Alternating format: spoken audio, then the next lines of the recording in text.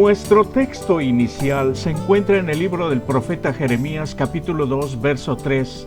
Santo era Israel a Jehová, primicias de sus nuevos frutos. Todos los que le devoraban eran culpables, mal venía sobre ellos, dice Jehová. Se define como crisis a una condición muy grave de un asunto o negocio por las consecuencias muy importantes que involucra y por el grado de incertidumbre y resultados que acarrea, ya sea para bien o para mal. Se dice que es un estado de emergencia en el que se tiene que actuar resueltamente para evitar una catástrofe. Esta es quizás la mejor descripción de la condición humana desde que pecó y se alejó de Dios por voluntad propia. Al estar en crisis la relación con Dios, la humanidad entró en un proceso de extinción y Dios inmediatamente actuó para rescatarnos, para sacarnos de la crisis. Pero es aquí donde existe un imposible para Dios. ¡Qué increíble! Porque Dios es bondadoso y nos hizo seres con libre albedrío, con capacidad de decidir. No puede forzar la relación con nosotros y obligarnos a amarle y obedecerle. Jesús, cuando murió, pagó por todos los pecadores y para todos abrió las puertas del paraíso en un futuro. Pero no puede hacerlo con toda la humanidad en su conjunto. Puede hacerlo a nivel personal, uno a uno. Puede revelársenos y darnos a conocer su plan de salvación para que cada uno, el que así lo desee libremente, pueda restaurar esa relación con Dios y salir de esa crisis y entrar en un proceso de mejoría, hasta llegar al día final cuando todos hayan tenido la oportunidad de saber de Él y se oiga la trompeta de triunfo y de liberación cuando Jesús en persona venga por segunda vez a rescatar a todos los que abrieron su corazón a Él y así acabar con todo el mal. Desafortunadamente, más de las veces no se le presta atención por la gran mayoría, hasta que a veces ya es muy tarde. Por eso, el mismo Dios nos urge a que lo más pronto posible arreglemos nuestras cuentas con Él, regresando a una relación estable y fuera de peligro, cuando aceptamos su plan de salvación de todo corazón en nuestras vidas. Por toda la Biblia aparecen historias que se suceden ante nuestros ojos y vemos cómo el ser humano pasa de crisis en crisis. La situación en el tiempo de Jeremías y su ministerio no fueron diferentes. El pueblo de Dios afrontaba muchos desafíos, tanto desde adentro como desde afuera. Lamentablemente, a pesar de la terrible amenaza militar de poderes extranjeros, en muchos sentidos la crisis provino desde adentro. Adentro significa no solo un liderazgo y un sacerdocio corruptos, lo que ya es bastante malo. Adentro también se refiere al pueblo cuyos corazones se habían endurecido tanto y dañado tanto por el pecado y la apostasía que rehusaban prestar atención a las advertencias que Dios les enviaba, anunciándoles que podrían evitar el desastre. El pecado ya es suficientemente malo, pero cuando uno se aleja de Dios a propósito, eso es de verdad el colmo de todas las crisis. La realidad de nuestra época no parece ser diferente y se siguen los mismos errores que se cometieron en el pasado. Aquellos ya vivieron su historia, pero ¿qué decir de la nuestra hoy en este día? Dios quiera darnos la lucidez para percibir nuestro tiempo, que sea de aprovechar la oportunidad y evitar toda clase de errores y manipulaciones, tomándonos por medio de la fe de la mano de Dios y de su santa palabra. Leyendo el capítulo 2 del libro de Josué, nos vemos que el pueblo sirvió a Jehová todo el tiempo de Josué, pero cuando murió y toda su generación con él, y se levantó después de ellos otra generación que no conocía a Jehová, e hicieron lo malo y se entregaron a la idolatría. ¡Qué terrible! Cuando los israelitas con Josué finalmente entraron en la tierra prometida, no pasó mucho tiempo hasta que comenzaron las dificultades. Solo fue necesario que surgiera una nueva generación que no conocía a Jehová y comenzó una crisis espiritual que en muchos sentidos infectó a la nación a lo largo de su historia. En realidad es un problema que ha infectado también a la iglesia cristiana de hoy. Cada generación, una tras otra, avanzó un paso más lejos de Dios hasta que la nación estuvo haciendo exactamente lo que Dios le había dicho que no hiciera. Por causa de su pecado, afrontó una crisis tras otra, pero Dios aún entonces no lo abandonó. les envió profetas, jueces y reyes que esperaban que guiaran al pueblo por el camino del bien, pero asombrosamente hicieron todo lo que Dios les había advertido que no deberían de hacer, y por ello cosecharon las tristes consecuencias. Piensa en el problema de la siguiente generación, que no tenían los valores y las creencias del anterior. ¿En qué forma nosotros como iglesia sufrimos este problema? Debemos buscar la manera de transmitir nuestros valores a quienes nos siguen. Pongamos, por ejemplo, un país que comenzó como alivio para inmigrantes que huían de la persecución religiosa de Europa más de 400 años atrás. Un país libre desde su fundación y declarado abiertamente como ferviente defensor del cristianismo. Hoy, en este día, allí ha florecido la religión que las perseguía, y no solo eso, sino que también de toda clase de religiones exóticas opuestas al verdadero Dios. Ahora, incluso con el pretexto de no ofender a esos que no son cristianos, van poco a poco cerrándole la puerta a la voluntad del Dios que tanto los bendijo, hasta convertirlos en la primera potencia mundial.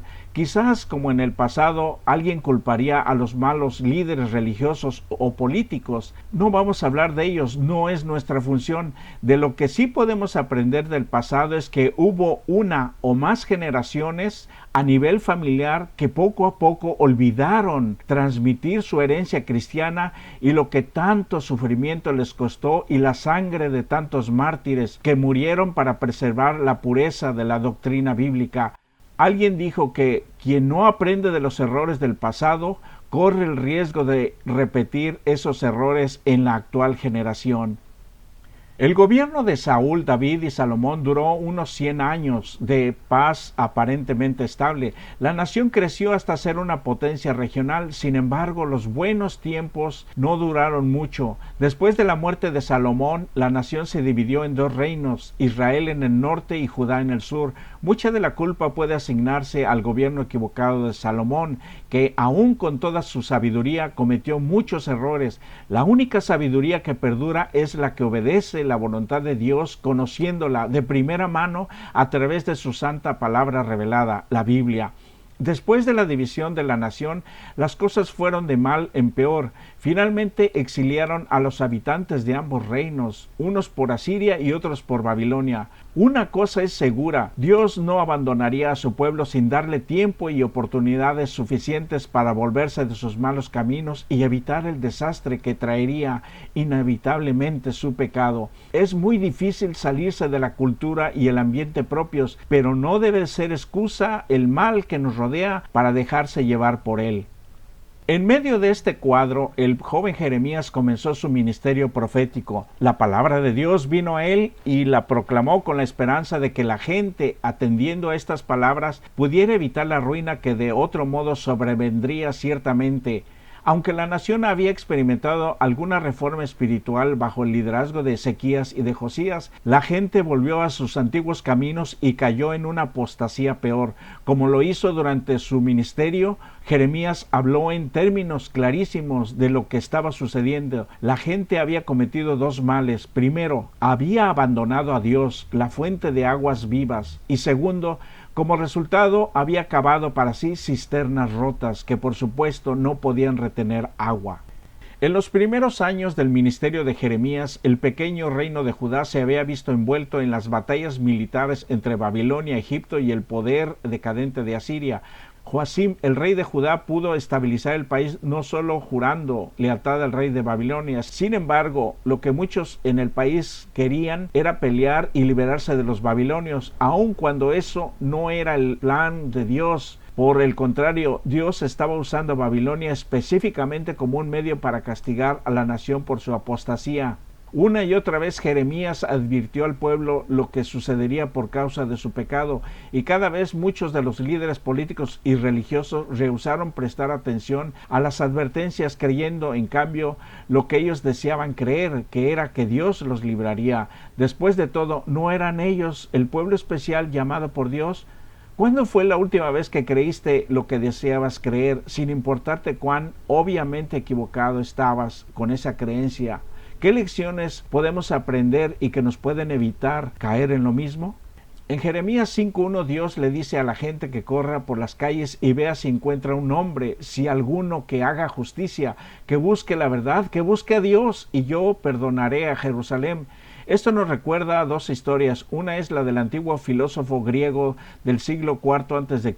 llamado Diógenes, que de acuerdo con la leyenda solía caminar por el mercado a plena luz del día con una lámpara encendida, diciendo que buscaba un hombre honesto. La historia que sabemos que es verdadera es la de Abraham, cuando Dios le dijo que si podía encontrar 50 justos, no destruiría a Sodoma. En estas palabras, Dios, por medio de Jeremías, el Señor quería revelar cuán extendida era la apostasía y el pecado entre su pueblo.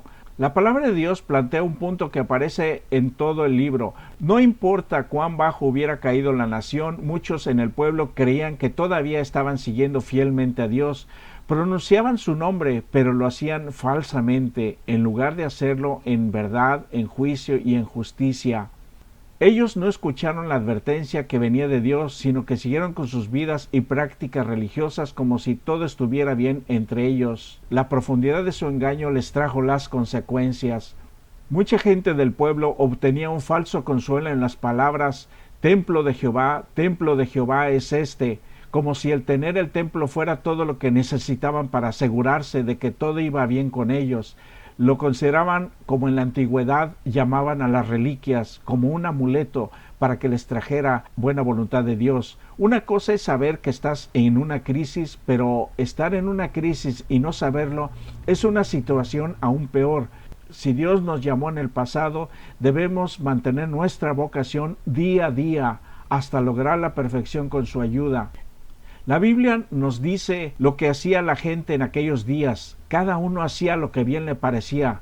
Pero Dios les decía, cuando obedecieres a la voz de Jehová tu Dios, guardando todos tus mandamientos que yo te mando hoy, para que hagas lo recto delante de los ojos de Jehová, lo que está bien a los ojos propios está mal a los ojos de Dios.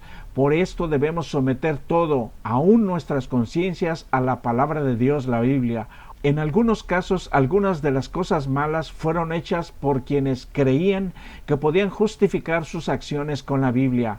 Los 10 mandamientos deben ser la base de todo lo que hacemos y decimos, porque nos aseguran mantenernos en la ley del amor que Dios mismo nos dejó como herencia contra tantas filosofías, religiones y tendencias humanísticas equivocadas que nos alejan de Dios y su voluntad.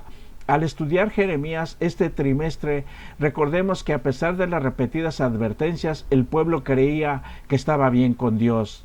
Hoy Jesús nos trae otra vez hacia su sagrada palabra, el único camino hacia la libertad y para descubrir el error. Solo la palabra de Dios en Jesucristo es universal, eterna, para todo tiempo, para cada generación, para cada lugar, para cada raza y para cada cultura, y también para cada hombre y cada mujer que buscan la verdad tan ignorada el día de hoy. Que Dios nos ilumine y que el Señor Jesús quiera bendecirnos. Son mis mejores deseos. Por mí murió y fue clavado en la cruz para mostrarme que tan grande es su amor por mí. Por mí murió, el cielo asombrado fue. No podía creer ver a Jesús rendir su vida así. Por mí murió, hoy quiero mi vida cambiar. No quiero yo seguir huyendo de mi buen Jesús. Por mí murió, lo que le ofende dejaré, le seguiré y plena paz por siempre sentiré. Es hijo de mi Dios, que gran dolor sufrió, perder morir así. No puedo creer y todo fue Dios es su gran